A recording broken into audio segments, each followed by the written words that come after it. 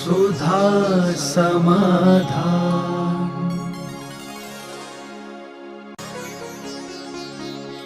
नमोस्तु गुरुदेव, हम अपने कर्मों की निर्जरा कैसे करें? सावधानी पूर्वक चलना। मैं कौन हूँ, मुझे क्या करना योग्य है,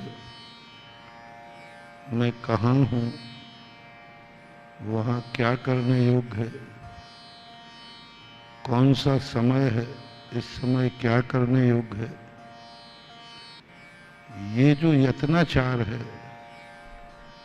जो यत्नाचार पूर्वक अपनी प्रवृत्ति करता है, वह क्रिया करता हुआ बंद कम करता है और निर्जरा ज्यादा करता है। नमोस्तु गुरुदेव, जो व्यक्ति अपनी आत्मा में लीन हो जाता है, क्या वह मोक्ष प्राप्त कर सकता है? आत्मा में लीन होने का अर्थ क्या है? विलय हो जाना। आत्मा के अपने तत्व चिंतन में उपयोग को टिका देना। एक अंतर मुहूर्त के लिए यदि टिका दिया तो केवल ज्ञान प्राप्त हो जाएगा, मोक्ष हो जाएगा। नमोस्तु गुरुदेव, क्या तीर्थंकर प्रकृति का बंध सम्यक दृष्टि जीवों को हो सकता है? और क्षयोपम सम्यक दृष्टि जीव क्या तीसरे नरक में जा सकता है? पहला प्रश्न है कि प्रथमोपम सम्यक दृष्टि को तीर्थंकर प्रकृति का बंध नहीं होता, क्योंकि वह प्रथमोपम सम्यक दृष्टि जो व्यवस्थाएं हैं वो उस विशुद्धि लायक स्थिति नहीं बनती कि सम्यक दर्शन बंद हो जाए, तीर्थंकर प्रकृति का बंद हो जाए। क्षयोपम और छायक सम्यक दृष्टि दोनों तीर्थंकर प्रकृति का बंद करते हैं, कर लेते हैं, कोई बाधा नहीं। नरक में जाते समय क्षयोपम सम्यक दृष्टि कभी भी तीसरे नरक में नहीं जा सकता। प्रथम नरक में भी छायक सम्यक दृष्टि बद्धायस वाला ही जाता है। यदि किसी ने तीर्थंकर प्रकृति का बंद कर लिया है और वो तीसरे नरक में जा रहा है, तो पूज्यवर भीमसेन स्वामी महाराज ने श्री धवला जी में स्पष्ट उल्लेख किया, एक अंतर मुहूर्त के लिए उसका सम्यक दर्शन छूट जाएगा। जब क्योंकि तीर्थंकर प्रकृति सम्यक दर्शन के साथ बनती है, जब से सम्यक निरंतर बनती रहती है, तो जब वो नरक जाएगा तो एक अंतर मुहूर्त के लिए उसका सम्यक दर्शन छूट जाएगा, सम्यक दृष्टि का बंद, तीर्थंकर प्रकृति का बंद हो जाएगा। और वहाँ जैसे पर्याप्तक होगा वो नियम से सम्यक दृष्टि होकर के तीर्थंकर प्रकृति का बंद चालू कर देगा। अर्थात क्षयोपम सम्यक दृष्टि किसी भी अवस्था में सम्यक दर्शन लेकर नरक नहीं जा सकता, किसी भी नरक में नहीं, पहले नरक में भी नहीं, दूसरे तीसरे किसी भी नरक में क्षयोपम सम्यक दृष्टि सम्यक दर्शन के साथ प्रवेशक नहीं हो सकता। मात्र छायक का अपवाद है। नमोस्तु गुरुदेव, श्री कृष्ण भगवान को क्या तीर्थंकर बंद हुआ था? श्री कृष्ण जी के संबंध में अभी पूर्ण निर्णय नहीं। हरिवंश पुराण के अंदर भी ऐसा कोई उल्लेख नहीं दिया। समोषण में प्रश्न तो उठवाया है, लेकिन श्री कृष्ण जी के संबंध में उन्होंने तीर्थंकर प्रकृति कब बंद किया? प्रकीर्णक रूप में कई लोग कहते हैं कि तीर्थंकर प्रकृति का बंद उन्होंने नेमिनाथ भगवान के समोषण में किया, लेकिन मूल ग्रंथ हरिवंश पुराण जो है उसमें इस प्रकार का वर्णन नहीं आया। लेकिन वो तीर्थंकर होंगे, यह पूज्यवर यति वृषभ आचार्य महाराज ने त्रिलोकपर्णति के अंदर स्पष्ट उल्लेख किया कि श्री कृष्ण, नारायण, लक्ष्मण आदि ये सब तीर्थंकर होंगे। लेकिन बंद के संबंध में अभी पूर्ण प्रमाणिक और निर्णय नहीं मिल पा रहा है, ऐसा प्रणाम। क्योंकि उस समय सम्यक दृष्टि का जो तीर्थंकर प्रकृति का बंद का कारण है संक्लेश। पूज्यवर भीमसेन स्वामी ने 8वीं पुस्तक में स्पष्ट उल्लेख किया, तीर्थंकर प्रकृति के साथ संक्लेश चाहिए। और संक्लेश कौन सा? जगत का कल्याण कैसे हो, मैं क्या करूं, मैं कैसे करूं, सारे लोगों को सत्य का दर्शन करा दूं, मैं क्या करूं, सब लोग जो भटक रहे हैं मिथ्यात्व की तरफ, जैसे कभी कभी अपन को आता ना, क्या करूं इन कसाईयों को, कैसे कहूं जो मांसाहार कर रहे हैं, क्या करूं कि उनको अहिंसा का पाठ, ऐसा भाव आता है कि नहीं? कई बार भाव आता है, तुम्हें अपने बच्चों पे आता है, जब गलत मार्ग, क्या करूं मैं जिससे इसको सच्चे मार्ग पर, तो ऐसा संक्लेश भाव होता है तब तीर्थंकर प्रकृति का बंध होता है। सारे जगत का कल्याण कर सकूं, सारा जगत सत्य को जान सके, सारा संसार सुखी रहे, ऐसा जो आत्मा का द्वंद्वात्मक विकल्प होता है वह तीर्थंकर प्रकृति के बंध का कारण है, विशुद्धि नहीं। सम्यक दर्शन, प्रथमोपसम सम्यक दर्शन में चूंकि प्रसम भाव होते हैं, उसमें यह विकल्प नहीं आता कि संसार का कल्याण हो, कौन दुखी है कौन सुखी है, वहां शांत परिणाम होता है। इसलिए प्रथमोपसम सम्यक दर्शन के साथ तीर्थंकर प्रकृति का बंधक नहीं है। नमोस्तु गुरुदेव। त्रियंच गति के जीवों को सम्यक दर्शन प्राप्त होता है तो इनकी आयु कितनी होती है?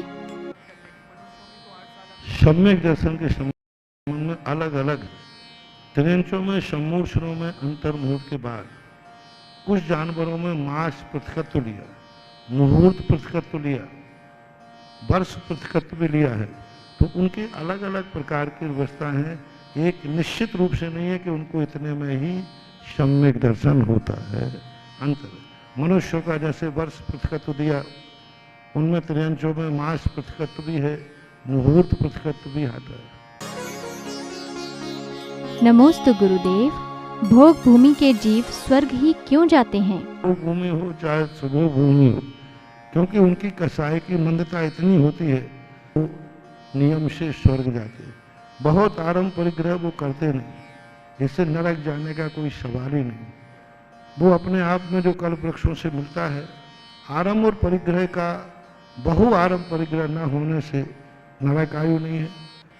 अति निकृष्ट मायाचारी न होने से, क्योंकि वहाँ मायावी रूप होता नहीं, इसलिए पंच पाप शब्द विषय आदि वहाँ नहीं होते हैं जो दुर्गति के कारण होते हैं, इसलिए उनका देव है। दूसरी बात, उनका नियोग है। तीसरा कारण है, उनकी लेस्या इतनी निकृष्ट नहीं होती है कि वो नरक आदि को प्राप्त हो जाए। नमोस्तु गुरुदेव। क्या संसार में भगवान है? देखो, इन सारे प्रश्नों के जवाब तो मैंने अभी तक पढ़े नहीं है। पहले प्रश्न का जवाब जरूर दिए देता हूँ कि भगवान है नहीं। जब किसी भी चीज में हम निर्णय नहीं कर सकते हैं तो उस समय आप लोग मीटिंग में क्या करते हैं? जब हमारे लिए निर्णय नहीं है कि मैं घड़ी यहाँ रखूँ या यहाँ रखूँ, ये है कि नहीं, तो आप मीटिंग बुलाते हैं और मीटिंग में ये प्रस्ताव पास करते हैं कि चलो भाई, मैं गलत हूँ, तुम गलत हो, तुम सही हो, अपन वोटिंग कर लेते हैं। तो आप सत्य का निर्णय जब एक व्यक्ति से नहीं होता है तो पूरी दुनिया सत्य का निर्णय किस पे करती है? बहुमत पे। तो भाई सबका बहुमत लेते हैं, तो बस चलो भगवान है कि नहीं मुझे पता नहीं, हमें एक मीटिंग बुलाते हैं सारे विश्व की कि विश्व में ऐसा कौन सा देश है जो देश किसी ना किसी भगवान को नहीं मानता हो। यही सबसे बड़ा प्रमाण है। एक देश बताओ, मैंने भारत को सबको भेजा है कि मुझे कोई एक देश बताओ विश्व में जो किसी ना किसी अदृश्य शक्ति को, गॉड को नहीं मानता है। कोई भी एक देश बता दो, उसका नाम बता दो। अमेरिका वैज्ञानिक है, पढ़ा लिखा है, वो भी किसी ना किसी गॉड को मानता है। हो ही नहीं सकता दुनिया में। तो सबसे बड़ा प्रमाण है, एक व्यक्ति मूर्ख हो सकता है, एक व्यक्ति गलत हो सकता है, सारा विश्व गलत नहीं हो सकता, क्योंकि विश्व का एक भी देश नहीं है जो ये नहीं मानता हो कोई चीज नहीं है। नाम अलग अलग हो सकते हैं, कोई अल्लाह कहेगा, कोई ईसा कहेगा, कोई महावीर कहेगा, कोई राम, लेकिन एक देश, बेटा तुम भी उनसे पूछना कि वो देश बताओ जो भगवान को नहीं मानता है। तुम कहोगे महाराज वो कहेगा मैं नहीं मानता हूं, हो ही नहीं सकता, वो मानता है। उसको एक आध दिन ऐसे संकट में पड़ जाने दो जब बचने का कोई उपाय नहीं होगा, तो अंदर से आएगा है कोई तो। हाँ, हर व्यक्ति के अंदर अंदर की आवाज बोलती आस्तिक की। आस्तिक जो है ऐसा हो ही नहीं सकता। एक भी वैज्ञानिक आज तक नहीं हुआ जिस विज्ञान का कोई ना कोई गॉड नहीं हो। मैंने विज्ञान को कम से कम 25-50 वैज्ञानिकों की जीवन शैली पढ़ ली, इसीलिए पढ़ी थी। हर विज्ञान का कोई ना कोई गॉड था। विज्ञान का जो विज्ञान कह रहा है, जो चंद्रमा पे जा रहा है, जो यहाँ वहां जा रहा है, जितने चंद्रमा पे यान छोड़ रहे हैं वे भी देखना, जब यान छोड़ते हैं ऐसा करके सोचते सकुशल पहुंच जाए।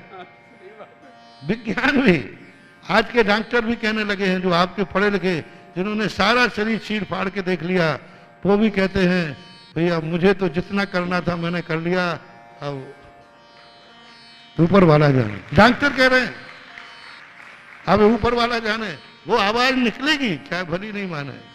ये जितने नास्तिक हैं ये कैसे मालूम है, ये ऐसे हैं कि दुनिया के सामने पोज प्रस्तुत करते, हम किसी को नहीं मानते। जैसे राष्ट्रपति और राज्यपाल, ये राष्ट्रपति राज्यपाल इतने अलग ढंग के होते, ये किसी पार्टी के नहीं होते। क्या शब्द कहते, मैं किसी पार्टी का नहीं हूं, लेकिन जब वो वोट डालने जाते तो सब पार्टियों को देते कि एक को, फिर अंदर कुछ और बाहर। जब सार्वजनिक मामला आया तो कह दिया राष्ट्रपति किसी पार्टी का नहीं है, लेकिन राष्ट्रपति वोट डालता है कि नहीं है, और डालेगा तो वो किसी एक पार्टी को कि सबको। तो इसका अर्थ है व्यक्तिगत मामला, व्यक्तिगत रूप से वो किसी न किसी पार्टी का है, सार्वजनिक नहीं। इसी प्रकार दुनिया में हैकड़ी दिखाने के लिए कहता है कोई भगवान नहीं, कोई नास्तिक नहीं, अंदर की बात है कि वो भी किसी बाप को बाप मान रहा है।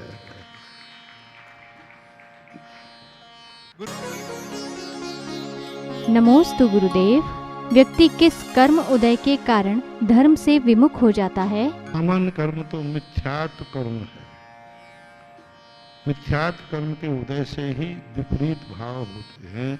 कर्म की दृष्टि से तो मिथ्यात्व को ही राजा श्रमिक जो है, क्योंकि मैंने एक दिन प्रवचन कहा था, जितने भी विपरीत भाव हैं संसार के भाव, वे सब औदयक हैं, वो किसी ना किसी कर्म के उदय से ही होते हैं।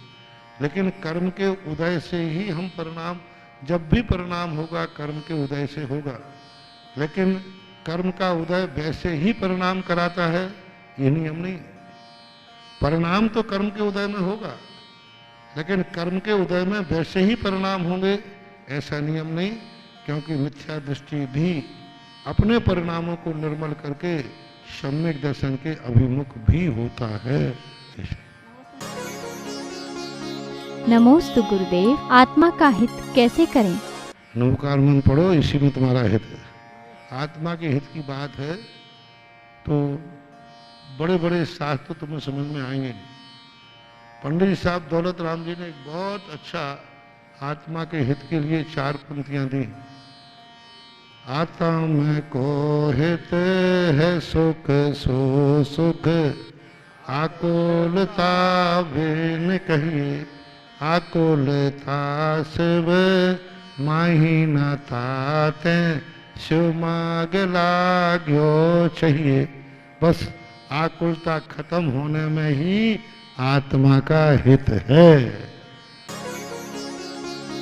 नमोस्तु गुरुदेव। तीर्थंकर बंद होने के कारण क्या तीर्थंकरों का रक्त श्वेत होता है, लेकिन मनुष्य का रक्त श्वेत क्यों नहीं होता है? नियामक कारण सिद्धांत ग्रंथों में नहीं लिखा, लेकिन प्रथमानिक के ग्रंथों में उनको वात्सल और करुणा का प्रतीक माना है। संसार के प्रति उनका जो राग भाव है प्रशस्त है।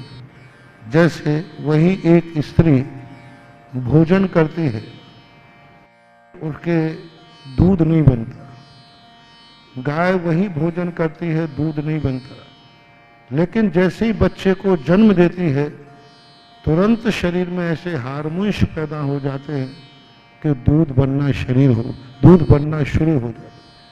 एक जीव के प्रति राग भाव आया, एक जीव के प्रति करुणा भाव आया तो छोटा सा दूध बन गया, और जिसको सारे जगत के प्रति करुणा भाव आया तो सारे खून ही दूध बन गए। ऐसा प्रथमान योग के ग्रंथों में उनकी अनुकंपा और सृष्टि के प्रति जो उनका प्रशस्त राग है, ऐसा वर्णन प्रथमान योग में मिलता है। सिद्धांत ग्रंथों में ऐसा नियामक कारण नहीं दिया कि फलाने कर्म के कारण से ऐसा होता है। रही बात अब तीर्थंकर प्रकृति के कारण से, तो तीर्थंकर प्रकृति के कारण जिनके 5 कल्याणक होंगे उन्हीं के ही शरीर का खून दूध के समान होगा। जिनके 2 कल्याणक होंगे, 3 कल्याणक होंगे, मान लो 2 कल्याणक 3 कल्याणक के बाद कोई अविरत सम्यक दृष्टि ने तीर्थंकर प्रकृति का बंद किया, जन्म के समय नहीं किया था, बाद में किया उसने, और बाद में तीर्थंकर प्रकृति का बंद करके मुनि दीक्षा लेकर उसी भाव में मोक्ष चला गया, केवल ज्ञान प्राप्त हो गया, तो अब उनका शरीर, लाल शरीर जो है खून, वो सफेद नहीं हो जाएगा। तीर्थंकर प्रकृति बन चुकी है। और कल्याणक भी उनका मान लो दीक्षा कल्याणक भी मना लिया गया, क्योंकि तीर्थंकर प्रकृति के बंधक थे, तो भी शरीर के खून के संबंध में कोई चर्चा शास्त्रों में नहीं है। 5 कल्याणक जिनके होते हैं उनके संबंध में जरूर आता है कि जो 10 अतिशय जन्म के हैं तो रक्त श्वेत होता है, ऐसा जिनके जन्म से तीर्थंकर प्रकृति है उन्हीं के। जिन्होंने दीक्षा के जन्म के बाद तीर्थंकर प्रकृति का बंध किया है उनको जन्म के 10 अतिशय नहीं होंगे। नमोस्तु गुरुदेव। अगर कोई अच्छा कार्य करता है तो सामने वाला हमारे कान खींचता है, हमारे साथ ऐसा क्यों होता है? वे कान नहीं खींच रहे हैं, तुम्हारी परीक्षा कर रहे हैं कि तुम्हारे कितने नंबर हैं। उनको कान खींचना क्यों कहते हैं? कान वो इसलिए खींच रहा है कि तुम्हारी दृढ़ता कितनी है। यदि तुम्हारी दृढ़ता होगी तो कान तो क्या, प्राण भी खींच लेगा तो भी वो काम नहीं छोड़ेगा। और जो कान खींचने में डर जाएगा, इसका अर्थ है कि वो कच्चे नंबर पर है। कोई भी प्रतिकूल परिस्थिति आती है तो उसे विघ्न मत मानो, ये तुम्हारे परीक्षा होने का समय है। तो कान खींचने वाले जिंदा रहने दो, उन्हीं से तुम्हारी सफलता मिलेगी। कान खींचने के बाद तुमने आगे निकल गए तभी लोग तालियां बजाएंगे, वाह इतने कान खींचने पर सफल हो गया पट्टा। नमोस्तु गुरुदेव। पूर्व भव का आभास हमें किस पुण्य के कारण होता है? पूर्वाभास जो है हमारे यहाँ 2 ज्ञान है, मति ज्ञान और शुद्ध ज्ञान। इन दोनों ज्ञानों के क्षयोपशम से होता है, कर्म के उदय से नहीं होता, क्षयोपशम से होता है। जाति स्मरण के संबंध में लिखा, मति शुद्ध ज्ञानावरण कर्म के उदय से, क्षयोपशम से उसको जाति स्मरण होता है। फिर उस पर जो विचार विमर्श होता है वो शुद्ध ज्ञानावरणी कर्म के क्षयोपशम से होता है। तो पूर्वाभास भी क्षयोपशम से मानना चाहिए, उदय से नहीं। सुधा समाधान